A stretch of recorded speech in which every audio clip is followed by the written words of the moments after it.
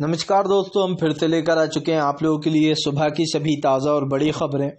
फटाफट अंदाज में एक एक कर बताएंगे आपको आज देश और दुनिया से क्या बड़ी अपडेट ताज़ा खबरें निकल कर सामने आ रही हैं। लेकिन उससे पहले दोस्तों एक नज़र डालेंगे सुर्खियों पर। प्रधानमंत्री नरेंद्र मोदी के ऊपर जमकर गरजे राहुल गांधी। राहुल बोले बीजेपी जहां पर भी जाती है वहां पर सिर्फ धर्म को बीच में लेकर आती है, यही इनकी राजनीति है।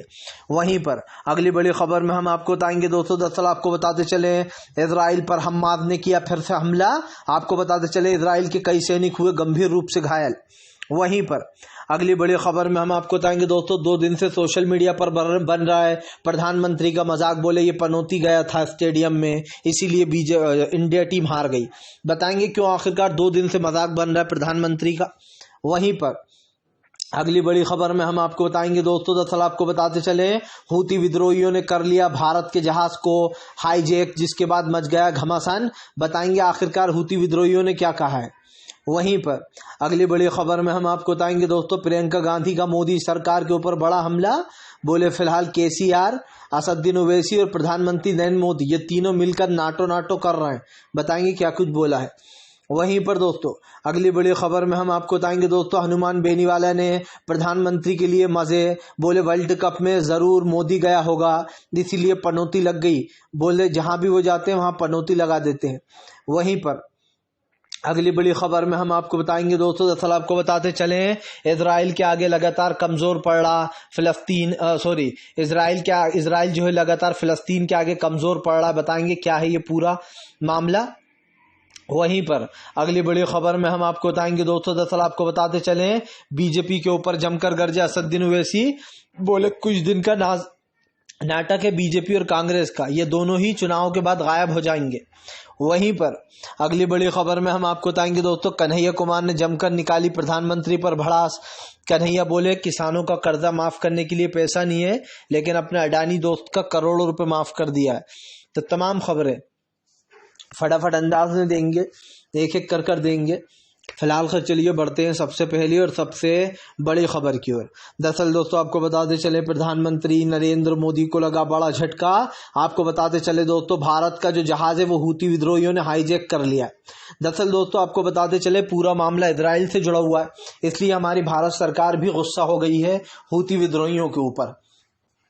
मामला कुछ यूं है कि हूती विद्रोहियों ने अभी एक दिन पहले ही अनाउंसमेंट किया था कि अगर किसी भी जहाज पर फिलिस्तीन का झंडा दिखाई दिया या फिर फिलिस्तीन ये लोग काम करते हुए दिखाई दिए, इजराइल का झंडा दिखाई दिया या इजरायली लोग काम करते हुए दिखाई दिए, तो हम उस जहाज को हाईजैक कर लेंगे और उसको उड़ा देंगे। आपको बताते चले अब ऐसा ही कुछ दोस्तों तुर्की से इंडिया आने के लिए जहाज निकला था, जिसके बाद आपको बताते चले हूती विद्रोहियों ने उस जहाज को अपने अंडर में ले लिया। बताया ये जा रहा है कि फिलहाल जहाज के ऊपर, क्योंकि उन्होंने साफ साफ कहा था कि ना इजराइल का झंडा होना चाहिए और ना ही जो है यहाँ पर उस पर कोई भी इजरायली लोग होना चाहिए। लेकिन आपको बताते चले दोस्तों, हूती विद्रोहियों ने तुर्की से इंडिया आ रहे कार्गो शिप को हाईजैक कर लिया। उसके बाद कार्गो शिप को हाईजैक करने के बाद उन्होंने कहा कि जो लोग भी इजराइल का समर्थन कर रहे हैं या फिर इजराइल में काम करने वाले लोग हैं, हम उनको नहीं छोड़ेंगे। आपको बताते चले यमन के हूती विद्रोहियों ने साफ कहा कि फिलहाल जिस भी शिप पर इजराइल का झंडा दिखाई देगा हम उस शिप को उड़ा देंगे। आपको बताया ये जा रहा है कि इस शिप में तो कोई भी इजरायली नहीं था, लेकिन फिर भी इंडिया की शिप को दोस्तों हाईजैक कर लिया गया। अब इस पर सवाल उठ रहा है कि आखिरकार हूती विद्रोहियों ने ये क्यों करा, लेकिन उनका मकसद साफ है कि अगर इजराइल का झंडा दिखा तो वो किसी भी हाल में शिप को नहीं छोड़ेंगे। चलिए बढ़ते हैं एक और अगली बिग ब्रेकिंग की तरफ।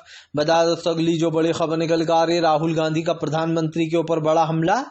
राहुल बोले पूरे देश में लाशें बिछी हुई थी कोरोना में, लेकिन प्रधानमंत्री कह रहे थे कि ताली और थाली बजा दो। दरअसल दोस्तों इस बात पर तो खैर पूरी दुनिया में ही मजाक बना था हमारा, और ये बात झूठ भी नहीं है। प्रधानमंत्री ने जब आप समझिए जब देश में बहुत खतरनाक स्थिति आ गई थी, जब लोगों को ये महसूस होने लगा था कि आज हमें चीज़ों की ज़रूरत है, मतलब आप देख लीजिए कि महंगाई, गरीबी, बेरोजगारी ये मुद्दे तो हैं ही, लेकिन जब कोरोना में लाशें बिछ रही थी तो प्रधानमंत्री दवा, इंजेक्शन और ऑक्सीजन के देने के बजाय लोगों को ये सलाह दे रहे थे कि वो ताली और थालियां बजाएं। जिसके बाद राहुल गांधी ने कहा कि मैंने पहला ऐसा प्रधानमंत्री देखा जो लाशें बिछी हुई सड़कों पर कोरोना में लोग एक के बाद एक मर रहे हैं, लेकिन प्रधानमंत्री कह रहे थे कि ताली और थालियां बजाओ। राहुल गांधी ने कहा कि फिलहाल प्रधानमंत्री कभी नहीं चाहते कि देश में जातिगत जनगणना हो जाए। राहुल गांधी ने कहा कि दरअसल बीजेपी अच्छे से जानती है कि अगर देश में जातिगत जनगणना हो गई तो बीजेपी की जो है यहाँ पर पूरी तरीके से बोलती बंद हो जाएगी। उन्होंने कहा कि बीजेपी का तो काम ही उनसे छिन जाएगा। ये लोग हिंदुत्व की राजनीति करते हैं, ये नहीं चाहते कि लोगों को पता चले किसकी कितनी संख्या है दोस्तों, और इसीलिए ये किया जाता है। इसीलिए आपको बताते चले, उन्होंने सीधे सीधे कहा राहुल गांधी ने कि फिलहाल यहाँ पर पूरी तरीके से बीजेपी का असली चेहरा दिखाई दिया है। राहुल गांधी ने कहा कि ये लोग कितने ही दिन रुक जाएं, कुछ भी कर ले, लेकिन इन्हें खुद भी पता है कि ये कभी भी जातिगत जनगणना नहीं कराएंगे। राहुल गांधी ने कहा कि प्रधानमंत्री पर उन्हें भरोसा बिल्कुल भी नहीं है।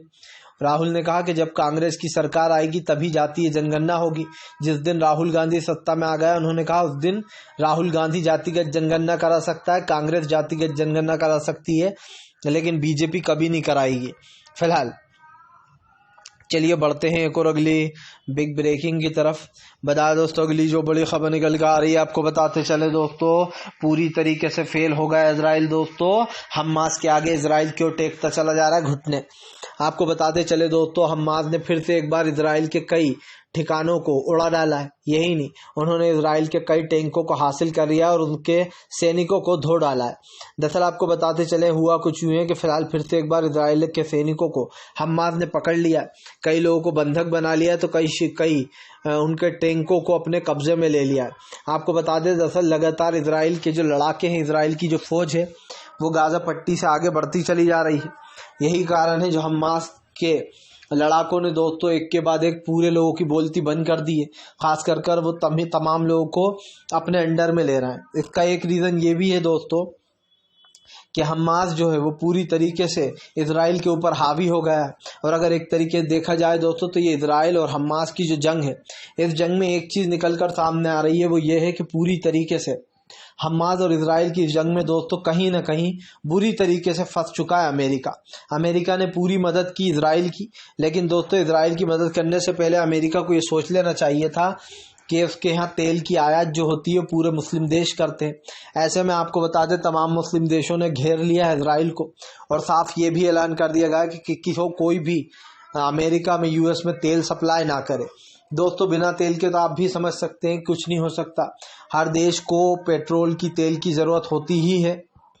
ऐसे में अब जब ये फरमान जारी किया गया तो अमेरिका की मुश्किलें बढ़ गई हैं, क्योंकि महज एक अरब देश ही है दोस्तों जहां से तेल आयात होता है। आपको बता दें, मामला लगातार बढ़ता चला जा रहा है क्योंकि हमास जो है दोस्तों वो इजराइल के ऊपर लगातार भारी पड़ रहा है। और ये तो साफ हो गया है कि फिलहाल अब कहीं ना कहीं इस चीज़ पर सवाल भी उठ रहे हैं कि अमेरिका ने इजराइल के साथ क्यों दिया था। चलिए बढ़ते हैं एक और अगली बिग ब्रेकिंग की तरफ। बता दोस्तों, अगली जो बड़ी खबर निकल कर आ रही है आपको बताते चले दोस्तों, कपिल देव वाला मामला गरमाया, कांग्रेस ने बीजेपी पर दागे निशाने। दरअसल दोस्तों 2 दिन से कल से कपिल देव का मुद्दा उठाया जा रहा है, क्योंकि बीसीसीआई में कपिल देव को नहीं बुलाया गया था। अभी इसी मुद्दे पर दोस्तों कांग्रेस ने निशाना साधते हुए कहा कि कपिल देव जैसे महान इंसान जिन्होंने वर्ल्ड कप जितवाया था दोस्तों, उस टाइम पे जब कपिल देव क्रिकेट खेला करते थे, उनको बीसीसीआई में नहीं बुलाया गया। चलिए उनको नहीं बुलाया गया दोस्तों, उनके साथ साथ जो है MS धोनी को भी नहीं बुलाया गया। आपको बताते चले, अब ये मामला काफ़ी गड़बड़ा गया है, जिसके ऊपर कांग्रेस ने कहा कि अभी कुछ दिन पहले दरअसल कपिल देव ने दोस्तों महिला खिलाड़ियों का समर्थन किया था, और उन्होंने कहा था कि फिलहाल इनको इंसाफ मिलना चाहिए। दोस्तों बस यही बात है जो बीजेपी कपिल देव से चिड़ी हुई है, इसीलिए उन्होंने कपिल देव को वर्ल्ड कप में नहीं बुलाया था। अब इस बात को लेकर इसका मुद्दा कांग्रेस ने बड़ा बना लिया है। कांग्रेस ने साफ कहा कि फिलहाल कपिल देव को ना बुलाने के पीछे बीजेपी की पूरी मंशा थी, वो नहीं चाहती थी कि कपिल देव आए। यही नहीं, कांग्रेस ने निशाना साधते हुए साफ साफ कहा कि फिलहाल कपिल देव को ना बुलाना बीजेपी की एक चाल थी और वो उन्हें बुलाना नहीं चाहते थे। आपको बता दें, उन्होंने कहा कि फिलहाल कपिल देव जबकि क्रिकेट के सबसे पुराने खिलाड़ी हैं, इस पर कपिल देव का भी बयान निकल कर सामने आया, जहां पर उन्होंने कहा कि कभी कभी कुछ लोगों को बुलाना भूल जाते हैं। आपको बता दें, उन्होंने एक तरीके तंज कसा है। सिंपल सी बात यह है दोस्तों कि जो भी बीजेपी के खिलाफ ट्वीट कर देता है या कुछ लिख देता है या ऐसे लोगों का समर्थन कर देता है जो बीजेपी को घेर रहा है, तो आप समझिए बीजेपी उनसे बदला ज़रूर लेती है। और इसीलिए कपिल देव को दोस्तों नहीं बुलाया गया उस वर्ल्ड कप में, लेकिन लोग एक सवाल और उठा रहे हैं कि उधर इंडिया टीम हार रही थी, इधर प्रधानमंत्री नरेंद्र मोदी हंसी ठट्टे कर रहे थे। फिलहाल चलिए बढ़ते हैं एक और अगली बिग ब्रेकिंग की तरफ। बता दोस्तों अगली जो बड़ी खबर निकल कर आ रही है, कन्हैया कुमार का बीजेपी के ऊपर बड़ा हमला। कन्हैया बोले फिलहाल 2 लोग बसंती का तांगा चला रहे हैं, इस तांगे में बैठकर कन्हैया ने मोदी और शाह दोनों को लपेटे में लिया। आपको बताते चलें कन्हैया कुमार ने कहा कि हमारा ये देश में एक ऐसी सरकार चल रही है जो गरीबों की नहीं, जो अमीरों की सरकार है, अपने दोस्तों का फायदा कराती है। दरअसल कन्हैया कुमार ने अडानी का जिक्र करते हुए कहा कि फिलहाल प्रधानमंत्री के पास किसानों को एमएसपी देने के लिए पैसा नहीं है। किसान अगर कर्जा नहीं चुका पाता तो उसको गाड़ी से कुचल दिया जाता है। कन्हैया कुमार ने कहा कि इस देश का किसान अगर पैसा नहीं चुका पाता तो उसे गाड़ी से कुचल दिया जाता है। वहीं दूसरी तरफ प्रधानमंत्री नरेंद्र मोदी अपने दोस्त अडानी का 12,000 करोड़ रुपए का दोस्तों कर्जा माफ कर देते हैं। आप समझिए दोस्तों 12,000 करोड़ का कर्जा माफ, और ये सिर्फ अडानी के लिए नहीं, ये दोस्तों रिलायंस के उसके लिए भी है, क्या नाम है उसका, अंबानी के लिए। आप समझिए अडानी और अंबानी तो दोस्तों मोदी के 2 बाजू हैं, प्रधानमंत्री मोदी के, एक राइट हैंड है तो एक लेफ्ट हैंड है, इसीलिए इन दोनों के ऊपर सवाल भी खड़े हो गए। कन्हैया कुमार ने कहा कि 12,000 करोड़ कर्जा माफ करने के लिए है अडानी और अंबानी का, लेकिन जब किसान बेचारा कर्जा लेकर चुका नहीं पाता तो उसको गाड़ी से कुचल दिया जाता है, या फिर दोस्तों पैसे वसूलने के लिए उसका ट्रैक्टर उठा ले जाते हैं, तो उनके साथ बदतमीजियां करते हैं किसानों के साथ। यही नहीं कई ऐसे मुद्दे हैं जो हम फिल्मों में भी देखते हैं और वो बिल्कुल रियल लाइफ से इंस्पायर होते हैं। इसी को लेकर कन्हैया कुमार ने जमकर प्रधानमंत्री मोदी और जमकर अमित शाह को घेरा। उन्होंने कहा साफ दिखाई दे रहा है कि ये दोनों किस तरीके से सरकार चलाने का काम कर रहे हैं। उन्होंने कहा कि जनता को दबाकर, सच्ची आवाज को दबाकर इन लोगों को लगता है कि ये अच्छी राजनीति कर रहे हैं, लेकिन इस राजनीति पर सवाल खड़े हो गए। और कन्हैया कुमार ने साफ कहा है दोस्तों कि फिलहाल इस वक्त पूरी तरीके से जो यहाँ पर फेल होती हुई नजर आ रही है बीजेपी, क्योंकि बीजेपी में दोस्तों महंगाई, गरीबी, बेरोजगारी जैसे मुद्दे कहीं ना कहीं आम बात हो चुके हैं। और एक चीज तो साफ है कि फिलहाल देश की संपत्तियां जो है दोस्तों पूरी तरीके से बेची जा रही हैं, और आप भी समझते हैं कि कितना जरूरी हो जाता है। तो कहीं ना कहीं प्रधानमंत्री नरेंद्र मोदी के लिए इस चीज को दोस्तों समझना बहुत जरूरी हो जाता है। लेकिन मुझे एक चीज समझ में आ गई है, आज हमारे देश के जो मेन मुद्दे हैं दोस्तों, उस पर कहीं ना कहीं सरकार घिरी हुई है और इन मुद्दों पर वो बात नहीं करती है। फिलहाल चलिए बढ़ते हैं एक और अगली बिग ब्रेकिंग की तरफ। बता दोस्तों अगली जो बड़ी खबर निकल कर आ रही है, आपको बताते चले दोस्तों, इजराइल और हमास की जंग में दोस्तों पूरी तरीके से अब जो है यहाँ पर तुर्की का बड़ा हमला। तुर्की ने कहा कि फिलहाल इजराइल मासूम फिलिस्तीनियों की ले रहा है जान। आपको बताते चले इजराइल ने अपना बयान दिया, फिर से एक बार इजराइल के ऊपर फिर से तुर्की ने अपना एक बयान दिया, जहां पर उन्होंने कहा है कि फिलहाल इजराइल मासूम लोगों को मार रहा है, वो नरसंहार करके आतंकवाद को बढ़ावा दे रहा है। आपको बताते चले दोस्तों, दरअसल अपनी आत्मरक्षा के नाम पर लगातार इजराइल जो है वो वहां के सीधे सच्चे लोगों को मार रहा है, और बहाने ये ले रहा है कि हम तो सिर्फ अपनी आत्मरक्षा कर रहे हैं। लेकिन सवाल ये उठता है दोस्तों कि कौन सी आत्मरक्षा हो रही है जिसके बारे में हमें पूछना नहीं चाहिए, क्योंकि आत्मरक्षा के नाम पर क्या हो रहा है ये तो सभी देख रहे हैं। इसी को लेकर उन्होंने जमकर घेरा। उन्होंने कहा कि फिलहाल आत्मरक्षा के नाम पर लगातार इस तरीके की चीज़ें की जा रही हैं और लोगों को दोस्तों मारा जा रहा है। लेकिन सवाल सिर्फ इतना सा नहीं है, सवाल ये भी है कि क्या फ़लस्तीन के लोग दोस्तों इंसान नहीं है? उनको भी चोट लगती है, उनको भी दर्द होता है, आपको चोट लगती है, आपको भी दर्द होता है। लेकिन फ़िलहाल जो हो रहा है उनके साथ, उस चीज़ को हम किसी भी तरीके से दोस्तों सही एंगल में नहीं ले सकते, इसको माफ़ नहीं कर सकते। और ये चीज़ साफ़ हो चुकी है दोस्तों कि फ़िलहाल उन लोगों के साथ गलत किया जा रहा है। इसलिए गलत किया जा रहा है दोस्तों क्योंकि शायद वो लोग ये सब कुछ सहन कर रहे हैं, लेकिन हर कोई ये चीज़ें सहन नहीं करता है। और मुझे पूरा यकीन है कि फ़िलहाल दोस्तों इन तमाम चीज़ों पर ये जो भी हो रहा है, इसको लेकर कहीं ना कहीं बीजेपी की सरकार अब घिर चुकी है। सवालों का घेरा बीजेपी का है और बीजेपी को ऐसा लगने लगा है कि फ़िलहाल ये जो भी हो रहा है ये रुक जाएगा अपने आप। लेकिन आपको बताते चलें उस पर, क्योंकि बीजेपी ने भी अपनी राय दी थी इस लड़ाई में, जंग में। चलिए बढ़ते हैं एक और अगली बिग ब्रेकिंग की तरफ। बता दोस्तों अगली जो बड़ी खबर निकल कर आ रही है, आपको बताते चले दोस्तों, संजय रावत ने प्रधानमंत्री के खिलाफ खोला मोर्चा। संजय रावत बोले मैच में ऐसे घूम रहे थे जैसे मानो प्रधानमंत्री ही क्रिकेटर हों, वही बॉलर हों। दरअसल आपको बताते चले, उन्होंने कहा कि प्रधानमंत्री के जाने से मैच हार गई है टीम इंडिया। अगर वानखेड़े स्टेडियम में हुआ होता तो शायद जीत जाते हम। आपको बताते चले, उन्होंने संजय रावत ने सवाल उठाते हुए कहा कि मोदी स्टेडियम में क्यों रखा गया, वानखेड़े स्टेडियम में रखना था ये मैच। दरअसल दोस्तों सीधी सी बात ये है कि संजय रावत ने बीजेपी पर फिर हमलावर होगा और उन्होंने एक तरीके से बीजेपी को, नरेंद्र मोदी को पनौती ही समझ लिया है। क्योंकि दोस्तों जाहिर सी बात है, पूरी सोशल मीडिया पर प्रधानमंत्री पनौती नाम से ट्रेंड कर रहे थे। यही नहीं, एक लड़के का वीडियो सोशल मीडिया पे वायरल हो रहा है जो कहता है कि मैं मध्य प्रदेश से मैच देखने आया था, पर मुझे जब इंडिया टीम हारने लगी तो मुझे लगा मैं पनौती हूँ, लेकिन बाद में मुझे पता चला कि प्रधानमंत्री यहीं पर मौजूद हैं। इस यानी कि दोस्तों वो लड़का प्रधानमंत्री को एक तरीके ताना कस रहा था कि मुझे लग रहा था मैं ही हूँ पनौती, पर मुझे बाद में पता चला कि यहाँ पर प्रधानमंत्री आए हुए हैं और उनकी वजह से टीम इंडिया हार रही है, मतलब वो है पनौती। उसका कहने का मकसद ये था। यही कारण है दोस्तों जो प्रधानमंत्री के ऊपर सवाल भी खड़े हुए हैं। अगर एक तरीके देखा जाए तो ये पनौती वाला जो मामला है ये काफ़ी आगे चला जा रहा है, क्योंकि ये बात को दोस्तों झुटलाया नहीं जा सकता कि फिलहाल पनौती कर कर प्रधानमंत्री पूरी तरीके से घिर चुके हैं। और इस सवाल का जवाब दोस्तों हमारे पास भी नहीं है, क्योंकि ये तो चीज़ साफ हो चुकी है कि फिलहाल प्रधानमंत्री का खेल कूद वाली ये जो बात है ये कहीं ना कहीं बार बार साबित हुई है जब भी प्रधानमंत्री स्टेडियम जाते हैं। चलिए बढ़ते हैं एक और अगली बिग ब्रेकिंग की तरफ। बता दोस्तों अगली जो बड़ी खबर निकल के आ रही है, आपको बताते चले दोस्तों, फिलहाल ईरान के समर्थन में दोस्तों हूती विद्रोहियों ने किया था भारत की शिप का, आपको बताते चले दोस्तों एक तरीके से कब्जा। दरअसल आपको बताते चले हालांकि अब भारत की शिप को छोड़ दिया जाएगा, लेकिन दोस्तों हूती विद्रोहियों ने इसको अपने अंडर में ले लिया था और कहा था कि फिलिस्तीनी झंडा क्यों लगा था। यही नहीं, फिलिस्तीन के झंडे पर बहुत बवाल खड़ा हो रहा है। हूती विद्रोहियों ने साफ कहा है कि वो इजराइल के लोगों के वो फिलिस्तीन के लोगों के साथ हैं और इजराइल के लोगों को वो छोड़ेंगे नहीं। आपको बता दें हूती विद्रोहियों का कहना है कि इन इजराइल के लोगों की वजह से ही हमारे मासूम और सीधे साधे फिलहाल मुस्लिम भाई मारे जा रहे हैं।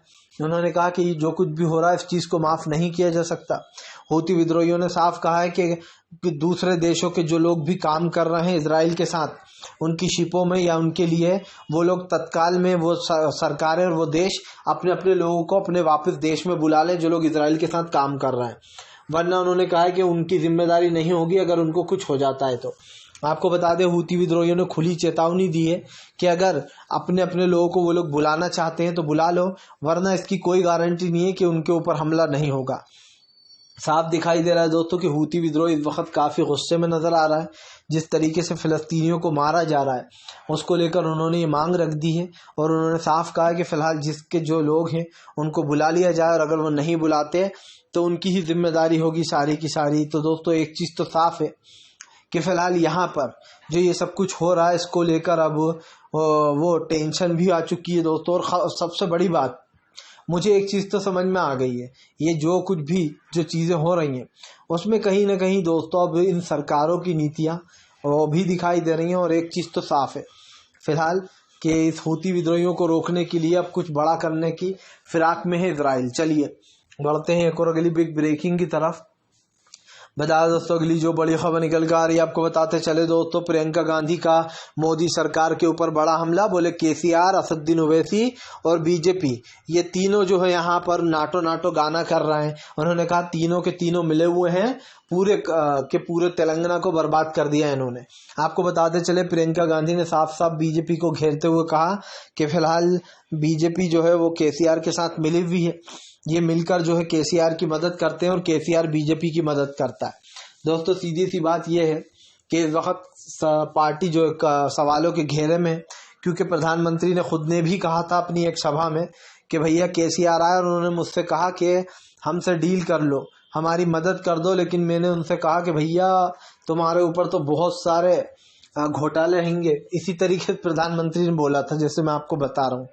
और फिर लोगों ने कहा था कि इसका मतलब राहुल गांधी सही कह रहे थे, बीजेपी और केसीआर मिले हुए हैं आपस में। फिलहाल दोस्तों वीडियो अच्छा लगे तो कृपया इसको लाइक करें, चैनल